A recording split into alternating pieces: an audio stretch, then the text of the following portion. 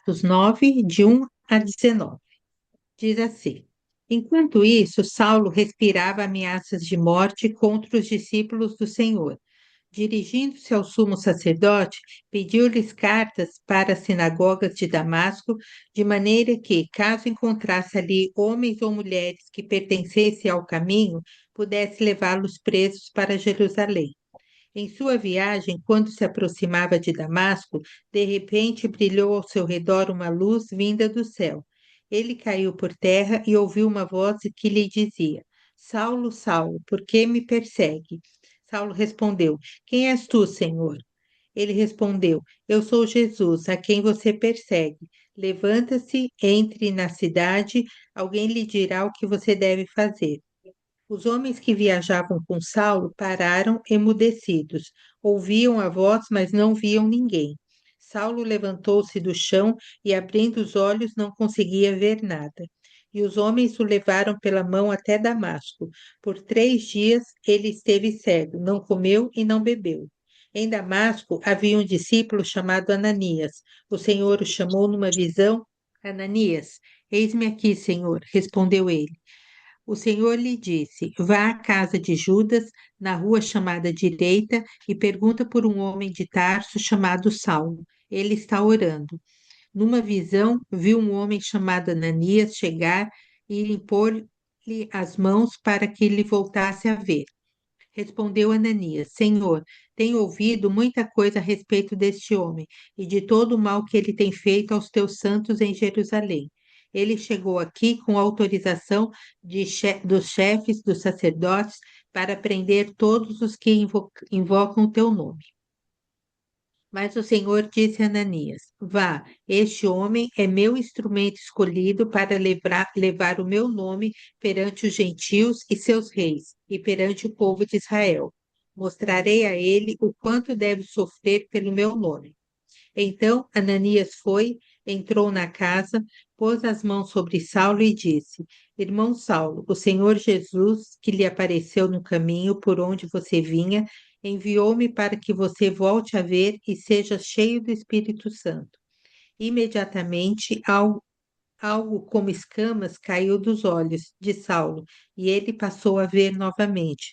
Levantando-se, foi batizado e, depois de comer, recuperou as forças.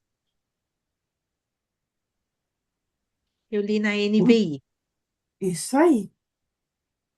Conversão de Saulo. Esse daí a gente pôs até separadinho, né, Edna? Para mais por não só pela história, que é muito boa, mas também por quem essa pessoa representa, né? Então, quem que gostaria de começar falando desse Saulo aí? O que nós sabemos desse Saulo aí depois dessa história?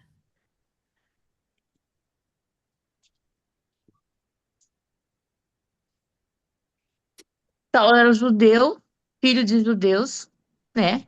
Ele era estudioso, né? Pois ele estava aos pés de Gamaliel, né? Estudioso da lei, né? Porque ele fala que ele é judeu de judeus, estudioso da lei. E por ser tão legalista, tão seguidor da lei, né?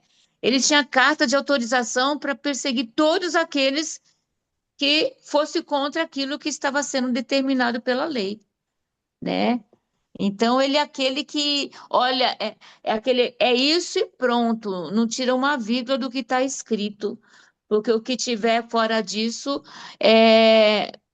vai ser levado para julgamento. E ele aterrorizava todo mundo, né? Porque as pessoas se amedrontavam, né? Ele era perseguidor em todos os sentidos do povo. E não tinha homem, mulher, né? Mas todos aqueles que estavam fora do caminho do judaísmo era perseguido por Saulo. Eu vejo também que Deus usa o improvável para o nosso provável, né? Então, aos olhos do que toda a Edna falou, era improvável Saulo passar para outro time, né? E ali Deus muda a história usando o improvável. E às vezes a gente pensa que está uma situação tão tão confortável e Deus remexe tudo e traz um improvável para as nossas vidas para retomar o caminho que a gente deve seguir. É, muito bom isso. A Edna usa uma palavra que tem aí no texto, né? O caminho, né? Hum, Ele usa essa expressão aí acho que no verso 2, é isso? Isso. Hum. No 2 ele fala que a prisão de todos os seguidores do caminho. Essa expressão também é interessante, né? Como é que esses primeiros cristãos, eles eram chamados dentro do judaísmo? Por que será que eles eram chamados seguidores do caminho? Vocês tiveram curiosidade em pesquisar isso, não? Jesus No diz: Eu fundo, não sou o sabiam caminho, que esse né? era o caminho, né? Oi? As duas falaram ao mesmo tempo, eu É. não entendi direito.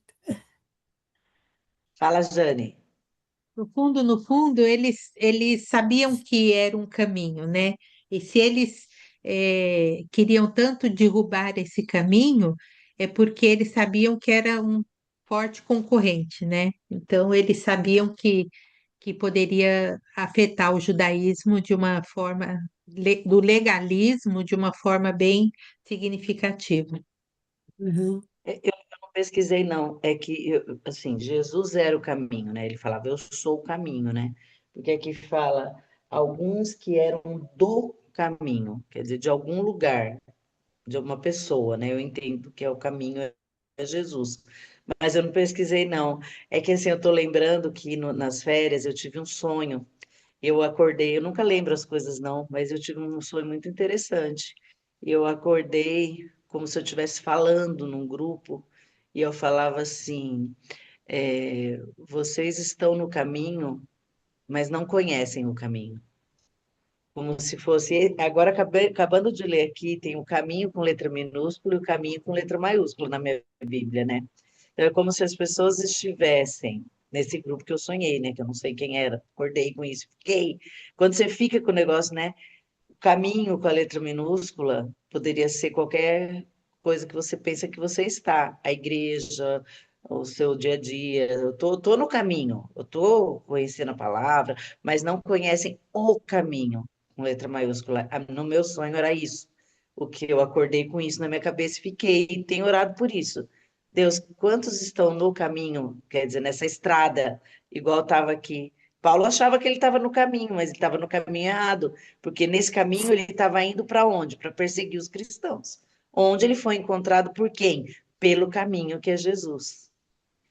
Eu não sei se eu estou falando, vou falar besteira, mas eu, olhando aqui essa situação, nesse tempo não existia uma igreja que se reunia em algum lugar.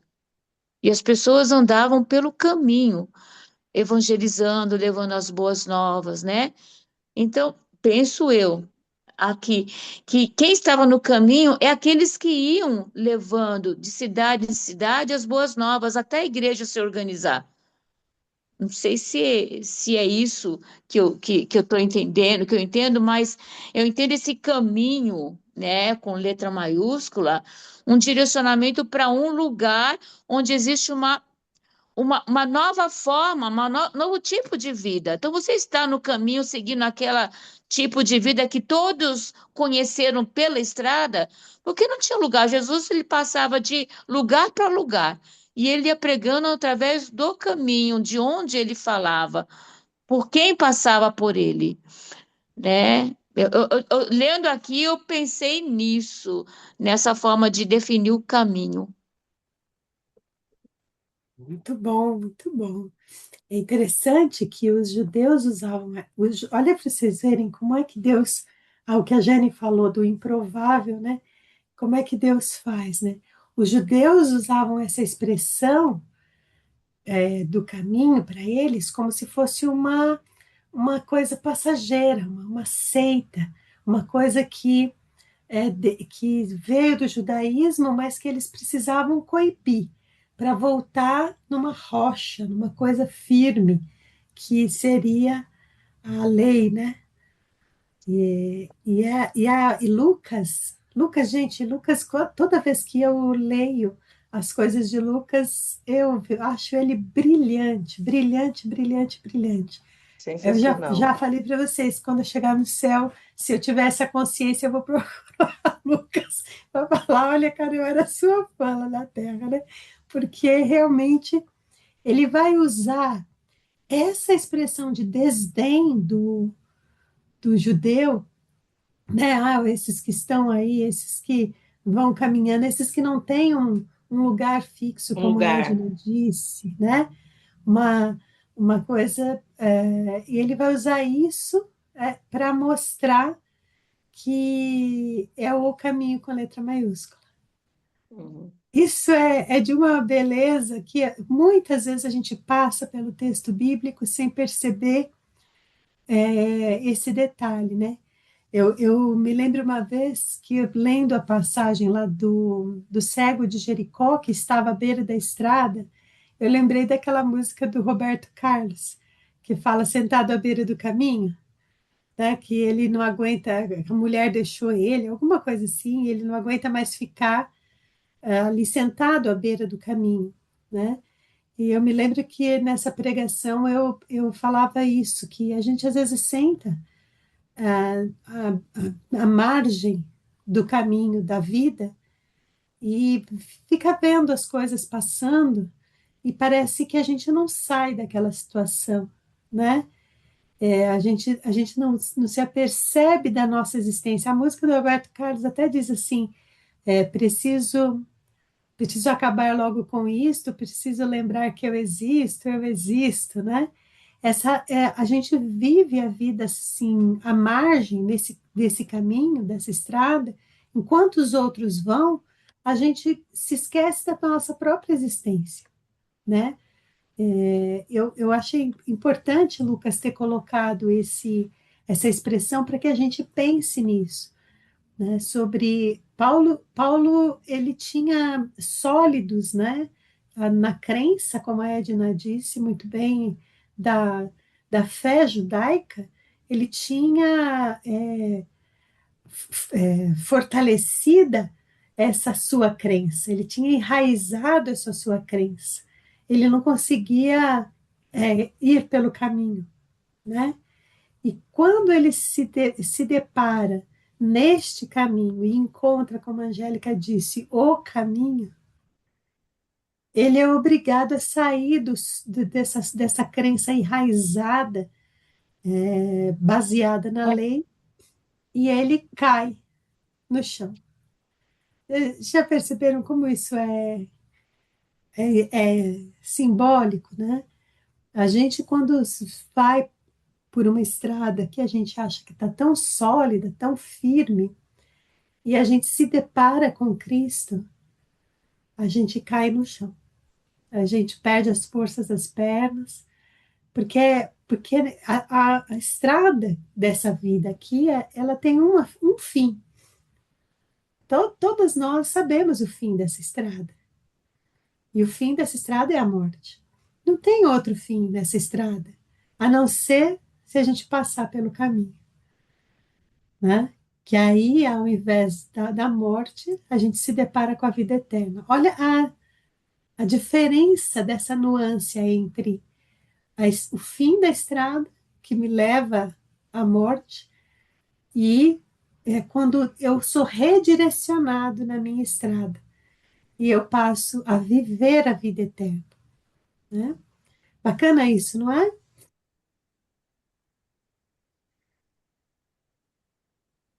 Bom, seguindo aí um pouquinho depois do caminho, né? Ele vai para Damasco, né? A Edna, que é boa de geografia, Damasco fica ao norte, né, Edna? Né? É. Ao norte. Hum. E de repente ele vê uma luz brilhante, caiu no chão e ouviu: Saulo, Saulo, por que me persegue?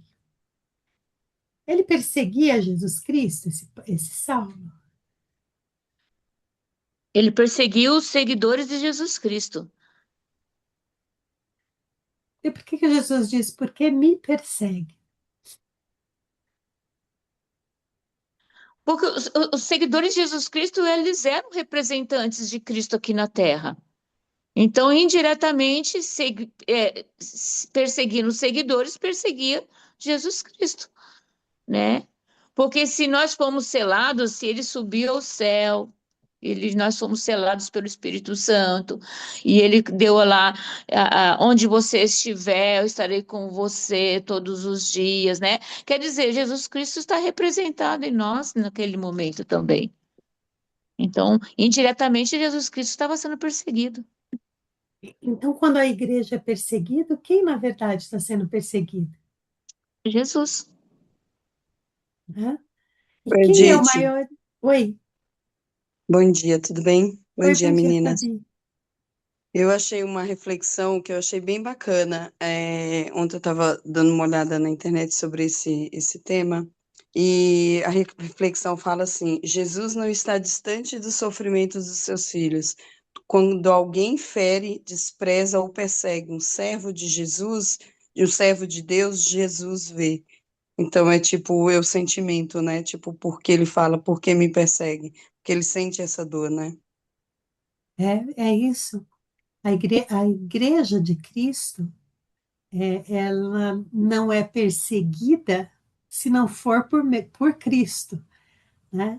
E quem é o maior interessado quando a igreja é perseguida? É o próprio Cristo. Ele é o perseguido, né? Então, quando a gente está lembrando aí que Atos nós estamos lendo a instituição da igreja, né? Então, os evangelhos é a vinda do reino, né? E Atos é a instituição da igreja. Então, quando Jesus diz isso, porque Saulo, Saulo, por que me persegues? A gente não pode esquecer que a igreja de Cristo é que é perseguida. Quando você vê lá um, um presidente se auto-homenageando no carnaval, chamando a igreja de conservador, a família de conservador, e aquele desrespeito com a crença do outro, enquanto eles cobram respeito com as crenças. Quando você vê isso, não somos só nós que somos perseguidos. Quem está sendo perseguido ali é o próprio Cristo. É o próprio Cristo. E quem é o mais. Quando alguém está sendo perseguido, quem é o maior interessado em sair da perseguição? Jesus, né? Aquele que está sendo perseguido. Ele é o maior interessado. É mais interessado. Então, a igreja de Cristo, ela tem que ter isso em mente. Às vezes, nós fazemos coisas esquecendo que a igreja é de Cristo. A gente quer tomar atitudes e quer, se revolta, teme, né? A gente faz coisas, às vezes em nome de Deus. A igreja matou muitas pessoas em nome de Deus, né? Porque a gente se esquece que quem é perseguido, é o próprio Cristo. Ele que é o santo puro, né? Jesus é quem não em quem não há pecado, e foi ele o primeiro a ser perseguido, humilhado e morto, inclusive, e morto, né? A igreja de Cristo, quando ela é perseguida, a reação da igreja de Cristo não é entrar na discussão como se a gente estivesse brigando com isso. A posição da igreja de Cristo é orar para que Cristo venha e que Cristo mostre ao mundo quem é dele e quem não é, né? Então, hoje eu acho que tem muitos cristãos se revoltando demais com a política, como se Demais. Cristo não fosse o maior interessado, né? E quantas vezes a gente viu no texto, nos próprios textos de Paulo, né, mais para frente, né? Que a igreja perseguida é a igreja que cresce. É a igreja que Uhum. proclama o evangelho, né? Então, por que a gente, ao invés de brigar, entrar em embate, a gente não continua pregando a Cristo? Exatamente. É que nem eu estava falando esses dias. Hoje, Mandei até uma entrevista. Hoje a gente vê um grande número de jovens que não existia no passado se convertendo ao cristianismo. Quantos? E a igreja é perseguida. Eu estava vendo esses dias aí, uma considerada uma das melhores cantoras do Brasil, é uma cantora gospel. É. Derrubou quantas? Gabriela Rocha. Anitta. Anitta derrubou tanto por quê? Né? Porque a igreja não parou de fazer o trabalho dela. Enquanto o mundo estava acontecendo as coisas, as pessoas confiaram, nós cremos, tem um chamado e vamos fazer. Ah, mas é gospel, gospel não chama atenção. Música Ah, gospel não chama atenção, não vai ter, né, não vai ter chama. visibilidade. E hoje a gente vê aí uma das melhores cantoras do Brasil, uma cantora gospel, derrubando, desbancando quantas cantoras que se disseram, né, no topo da linha, né, da lista. Então a gente vê aqui que essa igreja perseguida aqui no Brasil é uma igreja que está crescendo. Quantos estão se convertendo? Quantas famílias estão sendo levadas para a igreja e se convertendo, né? Quantas igrejas têm sido abertas? O número de membros das igrejas, como tem crescido as igrejas? As pessoas tendo sede. As pessoas já cansaram deste mundo, né? Essa família que a família é aberta. Hoje ninguém quer saber de família aberta. A gente vê o Casarré aí, a perseguição do Casarré, porque ele quer falar do homem, da responsabilidade do homem enquanto família, enquanto líder da família. E o que que o pessoal está querendo falar assim? Tá querendo derrubar. Enquanto mais persegue, mais audiência ele vai adquirindo, defendendo aquilo que ele crê, que é o homem como líder da família, como macho alfa da família, né? E os de esquerdas não, falam assim, não, ele quer aumentar essa autoridade do homem para ter mais mortes, mais feminicídio, mas não é isso que ele está pregando, né? Ele está pegando a questão da responsabilidade do homem enquanto líder de uma família.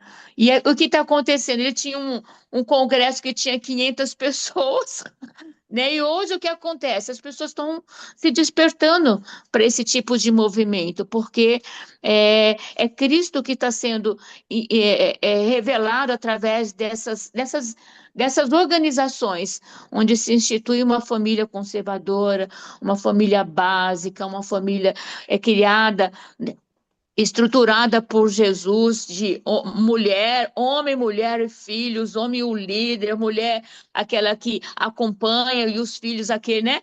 Estruturando todas as coisas. Eu acho isso, e que quando fala isso, a coisa vai acontecendo devagarzinho, sem precisar, né? Grandes informações, grandes shows. Ô, Edna, você me fez lembrar aqui alguns versículos, né?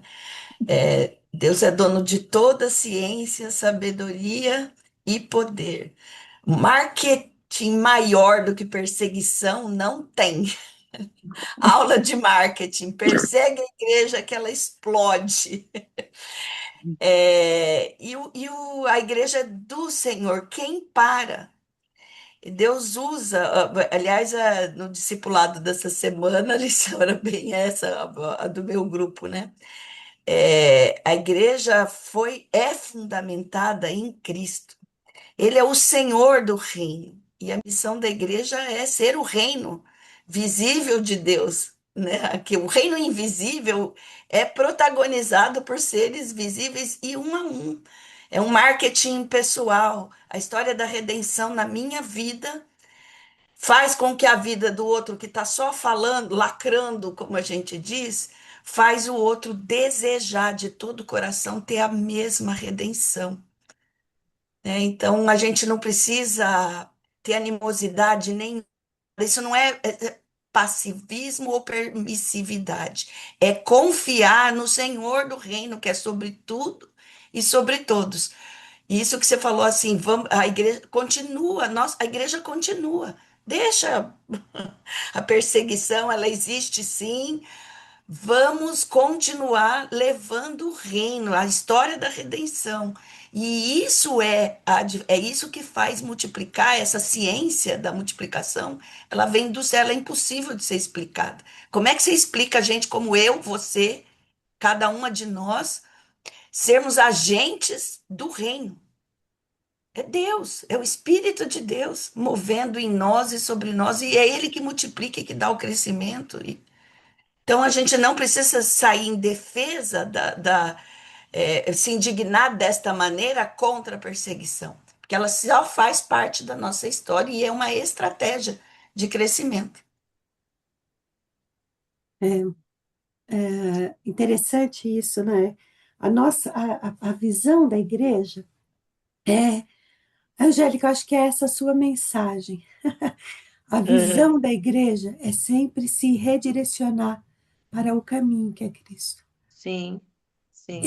É isso, né? Quando vem a perseguição, a gente fala de Cristo. Quando Estevão estava sendo apedrejado, ele fala que ele viu Jesus, né? Esse redirecionamento da Direcionamento. igreja sempre para o caminho que é Cristo, né? Sim, Os temas, quando a gente sai do discurso de ódio e de poder, que as pessoas nem entendem. Eu estava vendo alguém comentando do governador, falando assim, ele não queria ser nada do que ele é. Ele não queria ser governador.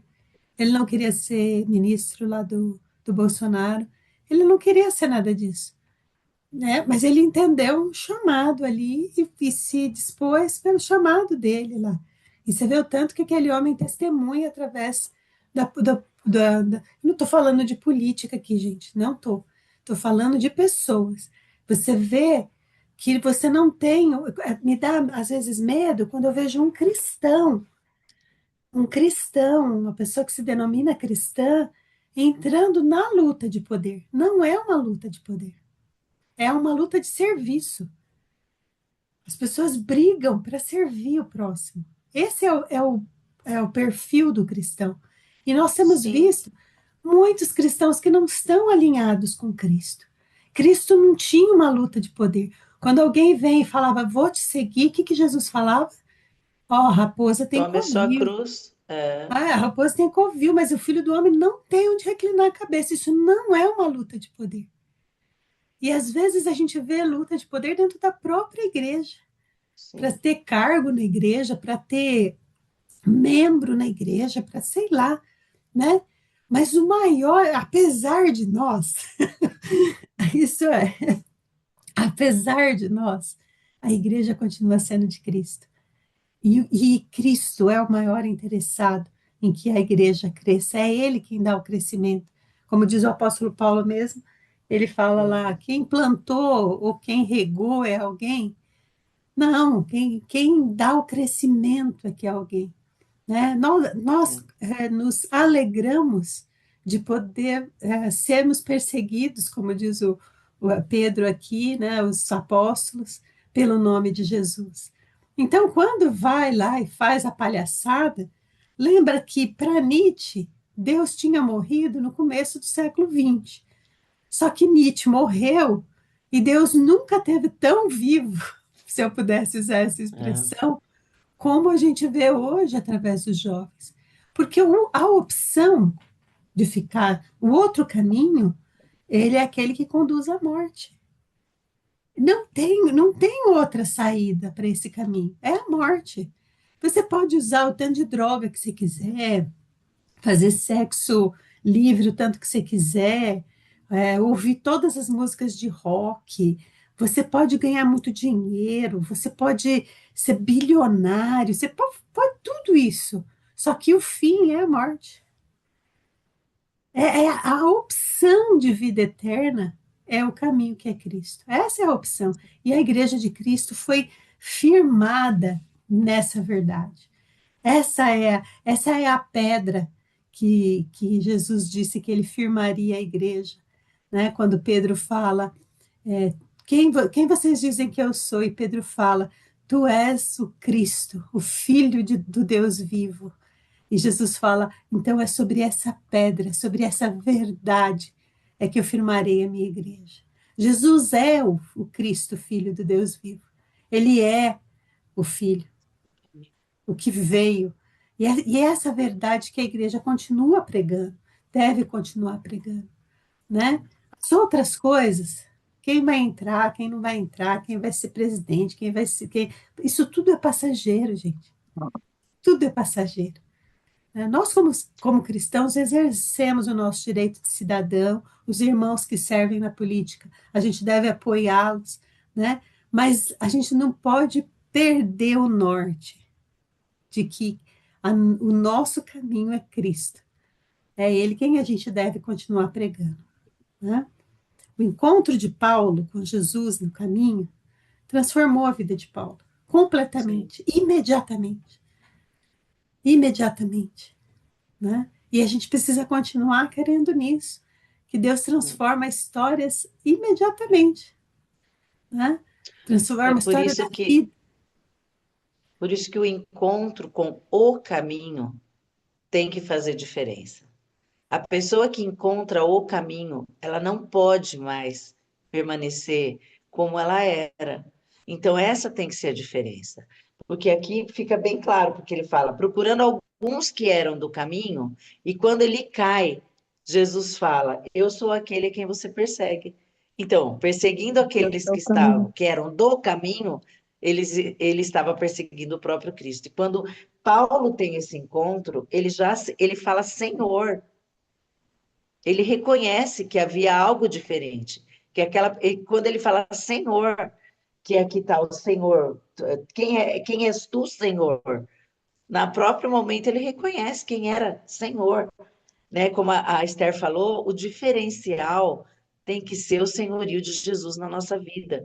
Então, as pessoas perseguem, e aí muita gente fala assim, ah, estou sendo perseguido, tal. A pessoa está sendo perseguida por atos, às vezes, que é atos e costumes. Mas eu tenho que ser perseguido por causa de quem? Do caminho que é Jesus, né? Daquilo que Jesus deixou como uma forma de vida que vai trazer mudança em mim e nas pessoas que estão ao meu redor. Tanto que se a gente seguir, a gente vai ver que quem acolheu Jesus foi quem? Um discípulo, está escrito aqui. Encontrou um discípulo, porque se não fosse um discípulo, não ia receber Paulo, gente.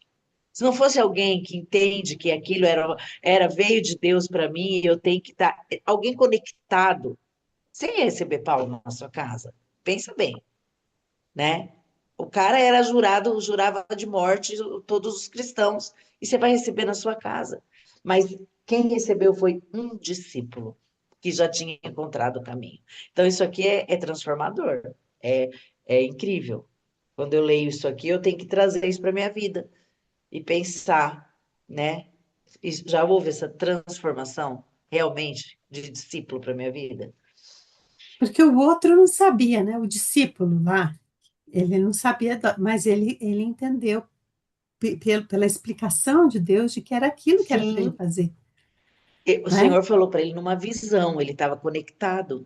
Quem, Ananias, Ananias. E ele Ananias vai respondeu o depois, quê? né? Mas ele é Ah, sim, acolhido, e Ananias é depois para orar para ele, para cair as exatamente. escamas dos É, olhos dele, né? exatamente. Olha que importante a gente seguir a Ah, voz de sim, Deus, primeiro ele né? ficou lá, mas ele foi acolhido. Eu estou falando do discípulo que acolheu aqui, né? Aham. E ele vai e ora e cai as escamas. Olha que importante que foi Ananias, né? Ananias. Se ele imaginasse o que o apóstolo Paulo ia fazer depois, né? Fala, minha flor. Ananias é desses improváveis, né? Que a Jane falou, É, que só é, é, aparece aqui e desaparece, mas olha a importância dele. eu tava vendo, vendo uma reportagem, e aí ele falou assim, ah, você foi protagonista, né, daquele filme. Eu falei assim, mas no filme, todos são protagonistas. Então, por exemplo, tem uma passagem no filme que o cara abriu a porta, né? Se o cara não tá ali para abrir a porta, o filme não acontece. O filme não acontece. Naquele momento, aquele cara que só foi contratado para abrir a porta, ele se torna o protagonista do filme naquele exato momento, né? Aí, quando eu estava lendo isso, eu pensei em Ananias. Porque você não vai ver Ananias em nenhum outro momento na história. Mas naquele momento ele tinha sua importância, né, no andamento da situação. É claro que se ele não fizesse aquilo, Deus ia levantar outra pessoa para que a palavra de Deus se cumprisse, né? Mas naquele momento, ele seguiu o enredo da história, né? Ele ouviu. Quando ele ouviu o Senhor e viu as ordens, que ele falou assim, mas Senhor, vem cá. O negócio aqui, você sabe quem é Saulo? Saulo é esse. Você quer que eu vá falar com ele? Né? Então, eu pensei, quando eu estava falando aqui, eu vi a intimidade de Ananias com Cristo, a intimidade, que ele chegou, Senhor, você sabe quem ele é, né? Você sabe que ele fez isso e você quer que eu vá lá? Eu falei assim, não, você vai lá, porque é esse que eu tenho chamado. E ele não questiona. Quando Jesus responde para ele o que era, ele não questiona, ele vai lá e faz, né? Então, nesse período aqui da história, né, a gente fala de Saulo, mas nesse espacinho aqui, Ananias foi o protagonista desse momento, porque ele foi uma pessoa importante, um enviado de Deus. É o que a gente às vezes pensa, né? Quem sou eu na fila do pão para fazer determinada coisa? Naquele momento que Deus está chamando para você fazer alguma coisa, você vai ser uma protagonista das boas novas do Evangelho. Você vai Amém. ser importante. Você não vai aparecer em nenhum momento mais, mas naquele momento você vai ser instrumento de Deus para que a história dê sequência, né? E quando eu li isso, eu me lembrei desse cara quando ele falou sobre essa questão do protagonista. E Ananias foi protagonista nessa situação. Nesse momento ele foi importante, porque nesse momento ele ouviu, ele falou o que achava, mas ele temeu, mas ele continuou a fazer aquilo que estava sendo Ele enviado para fazer. obedeceu, né? Ele Obedeceu, obedeceu. isso mesmo. Você falou uma coisa que eu gostei muito, essa história do protagonismo, né? Quando a gente separa e classifica, quando eu digo fulano é o protagonista, eu digo que ele é mais importante, né? O centro da história é ele, né? O centro da nossa história é Cristo. Então, todos nós somos coadjuvantes no filme de Cristo, inclusive o apóstolo Paulo. Quem entra nessa, voltando, isso é muito importante tanto da história da igreja, a história da humanidade, mas a história da igreja também, e como hoje é muito vivo isso.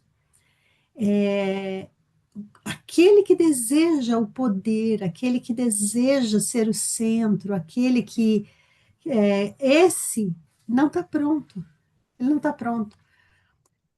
Eu me lembro da Císera, eu não vou citar os nomes aqui, mas eu me lembro de uma mulher que queria muito ser líder dentro do Desperta Débora, e a Císera lembrava, porque uma vez eu falei para ela, você não bota essa mulher logo para ser líder de alguma coisa? E a Císera falou, não, ela não está pronta, porque ela deseja demais, né, Cí? Aí é interessante isso, aquele que acha que está pronto, que deseja, ele não está pronto, né? Porque todos nós somos protagonistas na história de Jesus, porque não há nenhum mais importante. Mas se eu pensar na história da igreja, o único que é protagonista é Cristo. Porque ele foi o único que deu a vida. Ele foi o único que obedeceu o Pai até a morte. Ele foi o único Salvador. Ele é o único mediador, né? Essa ideia de importância, de hierarquia, isso não é próprio do reino de Deus. Ele deu, eu acho engraçado o apóstolo Paulo fala, porque a um dá para pastores, outro para presbíteros, outro para diácono, mas não é isso aí que é importante. Não é isso aí. A lógica do poder é sempre do diabo, tentação é sempre do diabo. Como é que você vai ser igual a Deus? Aquele que quer ser mais importante, ele quer ser quem? Igual a Deus, né? Não Eu, é eu a me, eu lógica da me, igreja. eu me lembro que eu sempre quis liderar alguma coisa em algum lugar para ser conhecida por aquilo que eu estava representando. Mas aí você falou da Císera, né? Isso falou para mim, naquele momento eu não estava preparada para isso. Por quê? Porque eu queria o poder, Não queria o trabalho para o Senhor, mas o poder de ser visível e todo mundo saber, ah, lá vai a Edna passando, né? Mas não era isso que Deus estava querendo, preparando para mim, né? Para que houvesse um preparo, uma transformação, para que eu entendesse que primeiro é Cristo e depois eu que venho, né? Trabalhando na obra dele. Então, naquele momento em que eu queria esse poder, como lembrei da Cisra falando aí dessa pessoa, eu me coloquei no lugar. A- Aqui na minha igreja a gente aprende assim, que não é o que nós fazemos, é quem nós somos. Porque nós só fazemos porque nós somos uma Ih, coisa em travou. alguém em Cristo. E, e travou? É, Só, mas já Voltou? voltou. já voltou. Voltou. Ah, tá. E aí Voltou. voltou? Então, ele fala, não é quem é o que fazer, é o que fazemos, né? É para Travou de novo.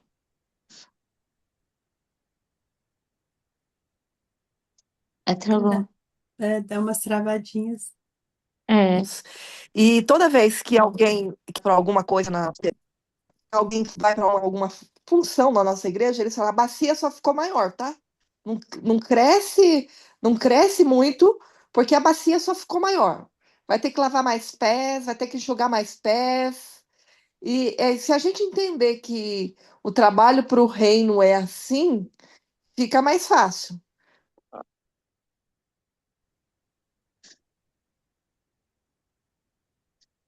tá travando toda hora.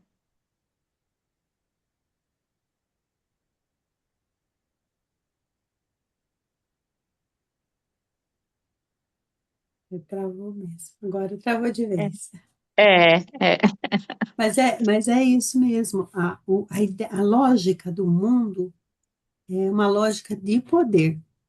A lógica de Cristo é uma lógica de servir. É mais gente para servir. Vou parar de falar, não vou falar, porque tá ruim. É que tá travando. Cisra tá travando pra caramba.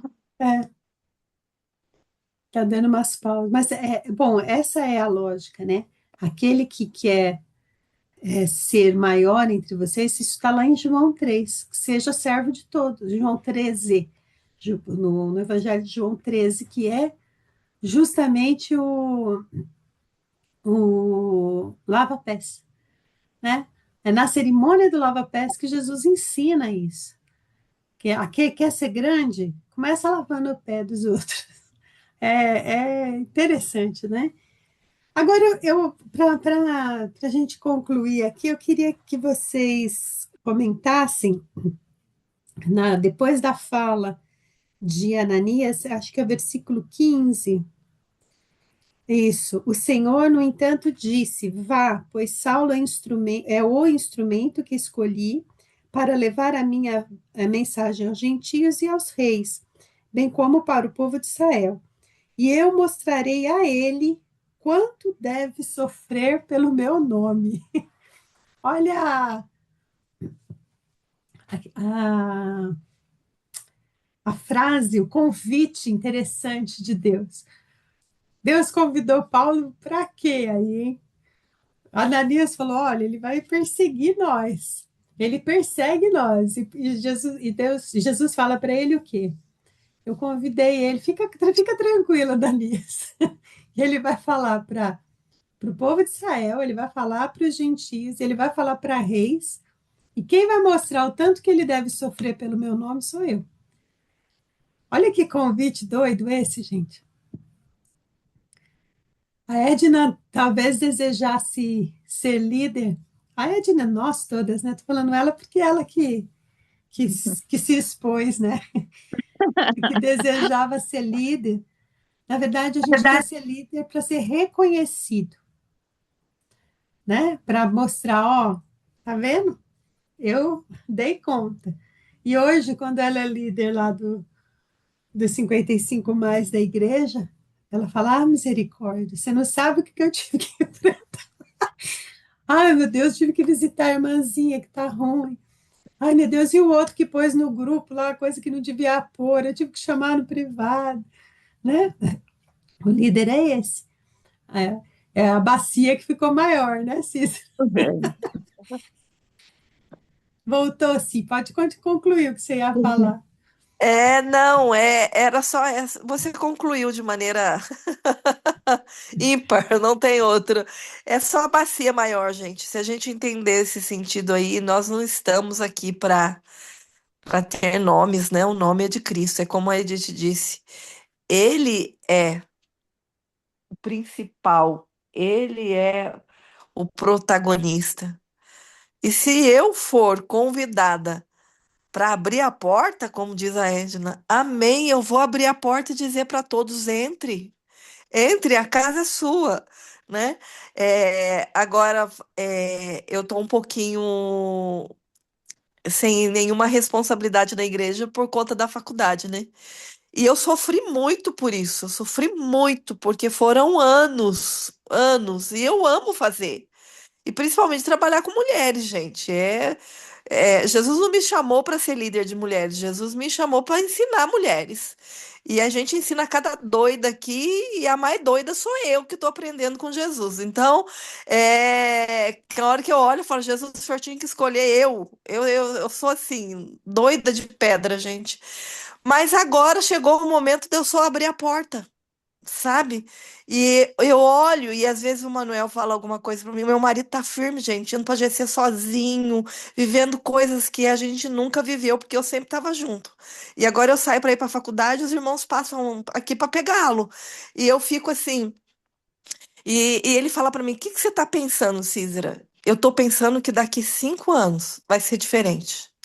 Daqui a pouco, só 4 anos e meio, porque tá terminando o primeiro semestre, gente, e eu tô vencendo. Então eu fico pensando assim: como que Deus vai fazer? O que ele fez com Paulo? Olha, eu vou chamar. Pode dizer que, pode deixar, Ananias, que eu vou passar a responsabilidade para ele. E a gente precisa entender quais são as estações. Hoje é só abrir a porta nesse filme. Mas a bacia ficou maior, ela continua maior, porque a responsabilidade vem com isso. Então não é o que fazemos, é quem nós somos em Cristo. E isso a gente não pode perder de vista nunca. Quando Paulo, ele termina a carreira, ele fala: "E dos pecadores eu sou o maior". Lembra, né? A gente já estudou isso. No final, Paulo tinha feito tanta coisa, falado para reis, falado para príncipes, falado para gentios, falado para todos. E ele olha ele para si e ele diz: "E dos pecadores, eu sou o maior". E é nesse quadro que sempre eu me vejo. E das pecadoras, eu sou a maior aqui, então eu só vou abrir a porta. Mas é muito gostoso servir a Jesus. Muito bom. Essa reflexão é muito interessante. Quando a gente Adriana, entra na luta de poder, a gente entra na luta de poder porque a gente se acha alguma coisa. E aquele que se acha alguma coisa, ele ainda não encontrou a identidade dele em Cristo. Porque aquele que encontra a sua própria identidade em Cristo, ele sabe que não é ele, mas que é Cristo, né? Esse é o caminho. É entender que o nosso destino final era a morte. Porque, como a gente vai citar apóstolo Paulo a vida toda, né, gente? Porque o salário do pecado é a morte. Esse era a nossa paga, esse era o nosso salário, esse era o prêmio que a gente deveria receber, a morte, né? Mas o dom gratuito de Deus é a vida eterna. Mas nós saímos da condição de mortos para a condição de participantes do reino eterno. Essa centralidade da vida do crente faz com que ele pregue a Cristo. Porque se ele começar a pregar a si mesmo, quando ele não estiver mais, acabou. O pastor da igreja da Fabi, que estava doente já há alguns meses, faleceu ontem. E ela mandou para mim assim: nosso pastor descansou, né? E na hora me veio uma inspiração de Deus, falando: um homem de Deus morreu, né? Mas não morreu na eternidade, morreu aqui só, né? porque a vida dele testemunhava. Por exemplo, eu sei da Fabi, que converteu com a pregação desse homem, né? A vida dele permanece em Cristo e foi entregue a Cristo.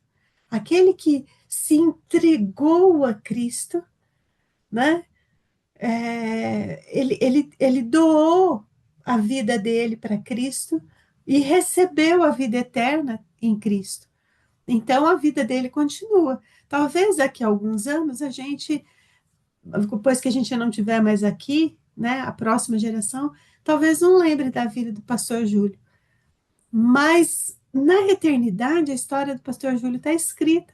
Através do quê? Através da vida da Fabiana, que eu sou testemunha de como se converteu, né? A nossa história talvez não esteja escrita nos livros desse mundo, mas a nossa história verdadeira, que traz a nossa identidade verdadeira, ela está escrita no livro da vida. Ela está registrada, né? Quantas almas, olha, de Cristo para cá, Paulo, Paulo foi um precursor dessa igreja em formação ali, um início dessa igreja em formação ali. Mas de Paulo para cá, quantos que o nome não estão escrito e que fizeram chegar essa mensagem até nós? Né? Quantos irmãos que é só abrir a porta e que trouxeram a mensagem até aqui, né?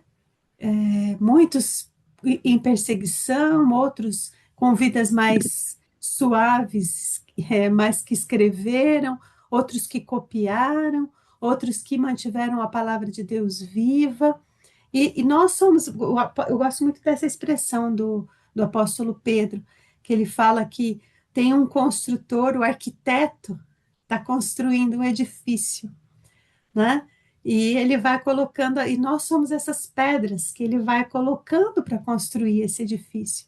Nós precisamos ser lapidada de vez em quando, quebrar uma aresta, fazer ali um encaixe, né? Nós somos a sustentação da próxima geração. Então, se a gente tirar a pedra fundamental lá, esse edifício todo cai. Então, nós precisamos nos firmar nessa pedra fundamental, né? Esse chamado aqui de Jesus para Paulo foi incrível. Ele vai saber o tanto que ele vai sofrer por causa do meu nome. Fica cegado, Ananias. Fica achando que ele vai ficar de boa, não. Que ele vai saber o tanto que ele vai sofrer por causa do meu nome. Mas Paulo já diz, não importa que eu sofra, né, perseguições, não importa que eu sofra, desde que o nome de Cristo seja levado. Olha que interessante a mudança aí que a Angélica falou, né? A mudança de vida, né? A Adriana queria falar. Fala, Adri. Bom dia, meninas, tudo bem? Bom dia. Não, eu só queria completar que a gente, muitas vezes, a gente está que nem Ananias, mas a gente é um Ananias desobediente, né? A gente não quer ir. Porque lendo, eu mesmo ia falar, Deus, por que que você não manda Pedro? Pedro é ágil, né? Ele é mais robusto, né? Mais autoridade ali, né? Manda João. Então, eu acho que muitas vezes a gente recebe esse chamado de Ananias e a gente recusa esse chamado. Eu não sei como vocês têm visto esse movimento das mulheres hoje, né? Se a gente olhar algumas mulheres, a gente nem se sente mais capacitada a abrir a porta, porque é tanta performance que a gente não dá conta, né? De tanta, assim, esse dia eu vi, ontem eu li um post que ele dizia assim, deixe os planos mirabolantes para Deus, esteja apenas instrumento. Então, é que Ananias, nessa situação, quem imaginou a gente falar assim, eu que converti Saulo, eu que fui instrumento de Deus na vida de Saulo, né? Como diz a Ed, a gente queria isso, né, Ed? Falou, ó, foi a minha pessoa escolhida, né?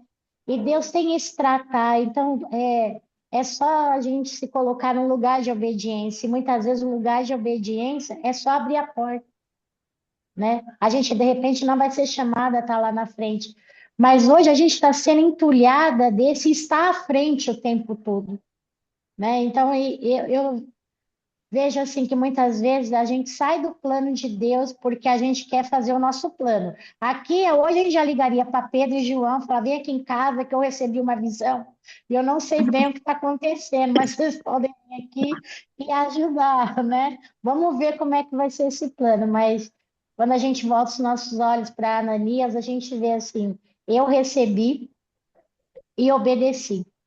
E muitas vezes a gente fala assim: eu ouvi, eu recebi, mas escolhi fazer do meu jeito, né? Então, acho que ninguém, assim, o único que apareceu nessa história de Saulo aqui foi Ananias, né?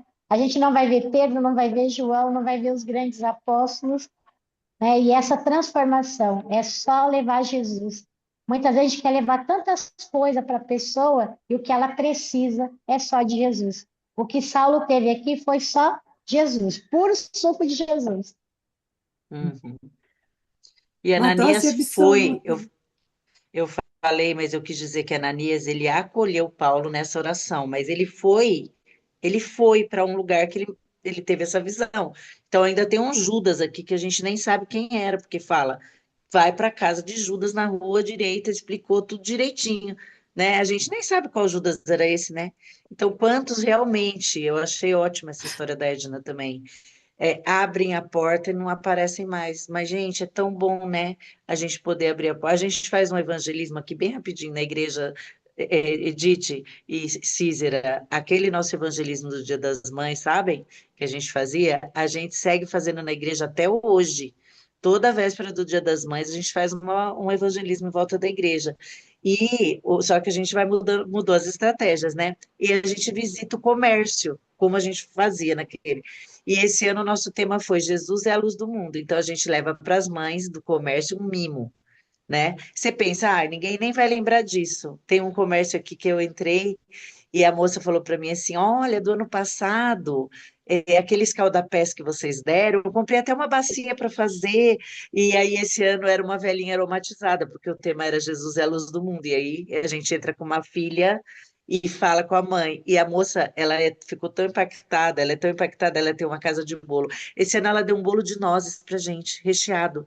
Ela falou assim: eu vou dar para vocês o melhor, porque tudo passa tão rápido, né?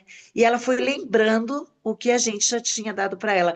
Ela não vai lembrar só do que a gente deu, eu creio que ela vai lembrar da mensagem. Então, são os Judas e os Ananias que Deus levanta, né, para colocar um mimo no carro, para pôr um versículo. Aquilo vai, em algum momento vai frutificar, né? Então é muito bom a gente poder usar e usar as crianças e tudo dessa forma, né? Que Deus vai usar a gente para abrir uma porta e o protagonismo é dele. Né? É lançar a semente, né? A gente vai lançando a semente. É, A semente não somos nós, a semente é a palavra. Eu plantei, eu falei para vocês que eu plantei o girassol, não falei? Estava toda feliz com o meu girassol brotando, nunca brotou nada, agora ele está secando e eu estou tão triste. E o que me veio muito à mente foi isso, né? Quem deu o crescimento para brotar foi Deus, quem vai fazer, eu faço a minha parte ali e torço, né, para que aquilo aconteça. E nem sempre o que eu acho que é o que está dando certo é o que é certo, né? É essa posição que a gente sempre se coloca de juiz, sempre a gente se coloca nessa posição para julgar as situações, julgar as pessoas, julgar a gente. E sempre quando a gente se coloca nessa posição, a gente se dá mal. É melhor a gente sair dessa posição e ir lá com a bacia, aumentar a nossa bacia, como disse a Cícera, eu gostei dessa expressão, assim, aumentar só o tamanho da nossa bacia para a gente lavar mais pé, é servir. Mas isso é completamente fora da lógica humana. Ah, é. Mas isso é perfeitamente dentro da lógica do reino de Deus, né? É esse o reino que Jesus veio instaurar, que Jesus instaurou, e é o reino que nós somos convidados a participar, o reino do serviço. Paulo foi um fiel discípulo, né? Mesmo como ele se reconhece como o maior pecador de todos, ele foi um fiel discípulo. Ele recebeu aí, pela oração de Ananias, a imposição de mãos de Ananias, ele recebeu o batismo do Espírito Santo, ele se batizou também depois, e foi esse o homem que a gente conhece, né? Que a Edna definiu bem lá no começo da reunião, né? Amém? Amém. Bom, vamos orar para encerrar? Quem que pode orar aí para a gente encerrar?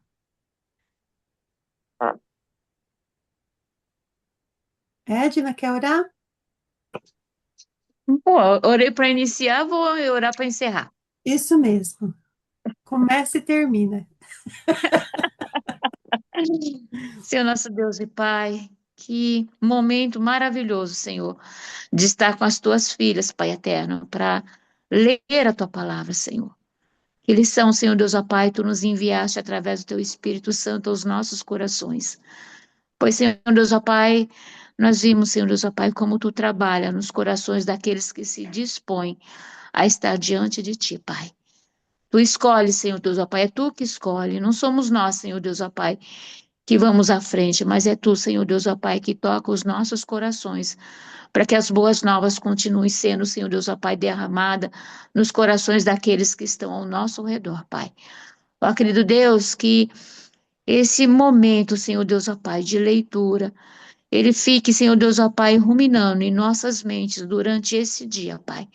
Para que estejamos, Senhor Deus, ó Pai, sendo como Ananias, sendo como Judas, simples, Senhor Deus, ó Pai, diante do teu reino, mas fazendo aquilo, Pai, que tu nos chamou, para que, Senhor Deus, ó Pai, a tua obra continue, Pai.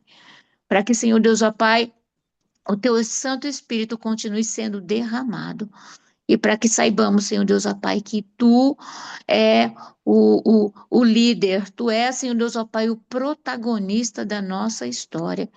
E como diz a nossa querida irmã, nós somos somente coadjuvantes, que temos, Senhor Deus, ó Pai, pontos importantes para sermos usados e a sua obra, Senhor Deus, ó Pai, continuar sendo manifestada a todos aqueles, Senhor Deus, ó Pai, que se dispõem a te servir. Em nome de Cristo Jesus, amém. Amém.